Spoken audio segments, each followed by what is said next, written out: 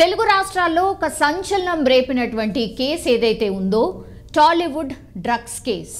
టాలీవుడ్ కి సంబంధించిన పెద్ద పెద్ద స్టార్స్ అందరూ ఇందులో ఇన్వాల్వ్ అయ్యారు అండ్ డ్రగ్స్ తీసుకున్నారు అన్నటువంటి వార్త అప్పట్లో ఎంత సంచలనంగా మారిందో మనందరికీ తెలిసిందే. చాలా రోజుల పాటు వీళ్ళ మీద విచారణ జరిగింది అండ్ కేసు రోజుకో మలుపు తిరుగుతూ వచ్చింది. ఎక్సైజ్ ఆఫీస్ దగ్గర అయితే ఒక హడావిడి కనిపించింది.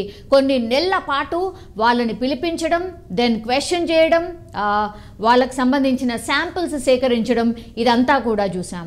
2018లో జరిగినటువంటి కేస్ అండ్ ఇన్సిడెంట్ ఇది. సో 2018లో నమోదైన డ్రగ్స్ కేసుకి సంబంధించి నాంపల్లి కోర్టులో ఎక్సైజ్ శాఖకు ఇదొక ఎదురుదెబ్బ అని చెప్పొచ్చు. ఎందుకంటే టాలీవుడ్ నటులపై అప్పుడు 8 కేసులు నమోదైతే ఈ రోజు వచ్చినటువంటి తీర్పు 6 కేసులను కోర్టు అయితే కొట్టేసింది. టాలీవుడ్ డ్రగ్స్ కేసుపై గత ప్రభుత్వం ప్రత్యేక సిట్ కూడా ఏర్పాటు చేసింది. మనందరికీ తెలుసు. సిట్లో ఏర్పాటు చేసిన తర్వాతనే చాలామంది టాలీవుడ్కి సంబంధించిన పెద్ద పెద్ద హీరోస్, డైరెక్టర్స్ వీళ్ళందరూ కూడా ఆఫీస్కి వచ్చి విచారణకు హాజరయ్యారు. సో టాలీవుడ్ డ్రగ్స్పై మొత్తం అయితే 8 కేసులను సిట్ అయితే నమోదు చేసింది. నిజం చెప్పాలంటే కూడా 2018లో జరిగినటువంటి కేసు, అంటే ఆల్మోస్ట్ ఒక 5 years అయిపోయింది. అందరూ ఈ కేసుకి సంబంధించి ఆల్మోస్ట్ మర్చిపోయారు కూడా. ఎన్ని కేసు ఏంటి అనేది మళ్ళీ ఈ రోజు కోర్టు తీర్పు ఇస్తే కానీ మనకు గుర్తురానటువంటి సిచ్యువేషన్. సో 8 కేసులు నమోదైతే ఆ కేసుల్లో 6 కేసులను కోర్టు ఈ రోజు కొట్టేసింది. అంటే 5 years తర్వాత విచారణ జరిగి తర్వాత బెంచ్ మీదకి వచ్చి ఈ రోజు కొట్టేసినటువంటి సిచ్యువేషన్. సరైన ఆధారాలు లేవని అండ్ సాక్ష్యాలు లేకపోవడంతోనే ఈ కేసును నాంపల్లి కోర్టు తోసిపుచ్చింది. డ్రగ్స్ కేసులో పాటించాల్సిన ఏదైతే ప్రొసీజర్ ఉంటుందో అది ఫాలో కాకపోవడంతోనే ఎక్సైజ్ శాఖకు ఈ ఎదురుదెబ్బ తగిలినట్టుగా కూడా మనకు స్పష్టంగా అర్థమవుతోంది. యాక్చువల్లీ ఈ 6 కేసుల్లో ఎలాంటి సాక్ష్యాలు కానీ ఆధారాలు సరిగ్గా లేవనైతే కోర్టు కొట్టివేసిన సిచ్యువేషన్ మనకు స్పష్టంగా అర్థమవుతోంది. యాక్చువల్లీ ఈ కేసులకు సంబంధించి నెలల తరబడి టాలీవుడ్ నటులను ఎక్సైజ్ శాఖ విచారించిన విషయం మనందరికీ తెలిసిందే. ఒక సినిమా లాగా ఏమంటారు, పొద్దున్న నుంచి ఆఫీస్ ఎప్పుడైతే ఓపెన్ అవుతుందో ఎక్సైజ్ శాఖకు, గవర్నమెంట్కి సంబంధించిన ఆఫీసెస్ ఎప్పుడు ఓపెన్ అవుతాయి 10 to 11 బిట్వీన్లో వాళ్ళు నటులను పిలిపించడం, ఆ తర్వాత సాయంత్రం వరకు విచారణ చేసి ఆ తర్వాత వాళ్ళ ఇంటికి వెళ్ళిపోవడం. ఇది మామూలుగా దాదాపు ఒక 2 నెలల పాటు ఇదే నడిచింది.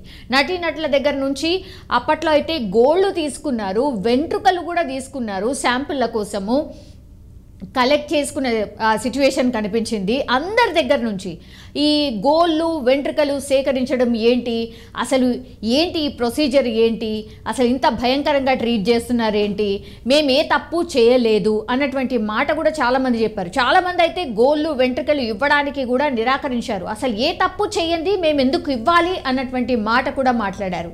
సో ఆ శాంపిల్స్ అయితే ఎట్టకేలకు సేకరించారు అండ్ ఆ శాంపిల్స్ను FSLకు పంపించడం కూడా జరిగింది. అయితే డైరెక్టర్ పూరి జగన్నాథ్ అండ్ నటుడు తరుణ్ల శాంపిల్స్ని మాత్రమే FSL పరిశీలించింది అండ్ పూరి, తరుణ్ల శరీరంలో డ్రగ్స్ ఆనవాళ్లు లభించలేదని FSL రిపోర్ట్ క్లియర్గా చెప్పినటువంటి సిచ్యువేషన్. దీంతో FSL నివేదిక కావచ్చు, సాక్ష్యాలను చూసిన నాంపల్లి కోర్టు అయితే కేసులను ఈ రోజు కొట్టివేస్తూ ఒక నిర్ణయం అయితే తీసుకుంది. కానీ ఈ కేసుని చూసినా కూడా మనకు ఒకటే అర్థమవుతుంది, టాలీవుడ్కి సంబంధించిన సినీ స్టార్స్ ఎవరైతే ఉన్నారో, పెద్ద పెద్ద బడా పేరుగాంచినటువంటి సెలబ్రిటీస్ ఎవరైతే ఉన్నారో వాళ్లకు సంబంధించి పూర్తిగా ఏ వార్త వచ్చినా సరే చాలామంది ఫాలో అవుతూ ఉంటారు.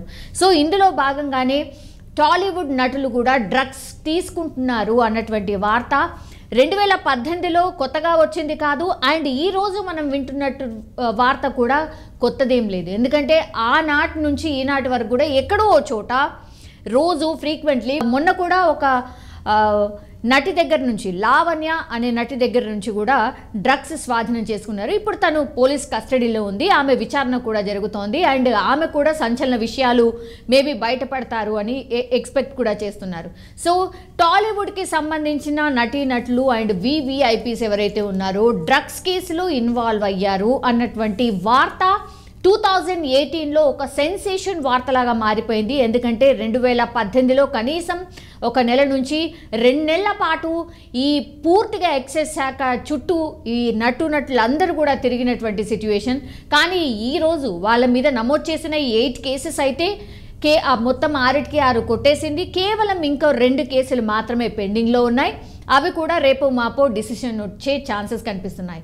ఇప్పుడు 8 కేసెస్లో 6 కొట్టేశారు అంటే దిస్ ఇట్ పాయింట్ దట్ ఇంకా 2 కేసులు ఏవైతే ఉన్నాయో అవి కూడా వ్యాలిడిటీ ఉండవు అండ్ రిపోర్ట్స్ అన్ని నార్మల్ వచ్చే ఛాన్సెస్ ఎక్కువగా కనిపిస్తున్నాయి.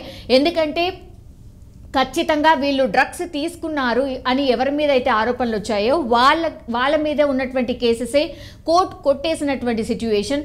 ఏవైతే శాంపిల్స్ సేకరించారో వాళ్ళ బాడీలో కానీ ఆర్ గోళ్ళు లేకపోతే వెంట్రుకలు సేకరించి శాంపిల్స్ టెస్ట్ చేస్తే అసలు ఎట్లాంటి డ్రగ్స్ తీసుకోలేదు అని తేల్చేశారు. కాబట్టి ఇంకా మిగతా 2 కేసెస్ ఏవైతే ఉంటాయో వాటిలో కూడా ఏం తేలే అవకాశం లేదు అన్నటువంటి అభిప్రాయం అయితే వినిపిస్తోంది. కానీ డ్రగ్స్ అనే మాట వినగానే టాలీవుడ్కి సంబంధించి ఎందుకు వస్తుందో, మరి సినీ స్టార్స్కే ఎందుకు ఇట్లా డ్రగ్స్ అనే వార్త వినగానే వాళ్ళే తీసుకున్నారు అన్నటువంటి వార్త ఇంకెన్ని నాళ్ళు వినాలో అర్థం కాని సిచ్యువేషన్. కానీ 2018లో నమోదైనటువంటి కేసు ఈరోజు తీర్పిచ్చింది.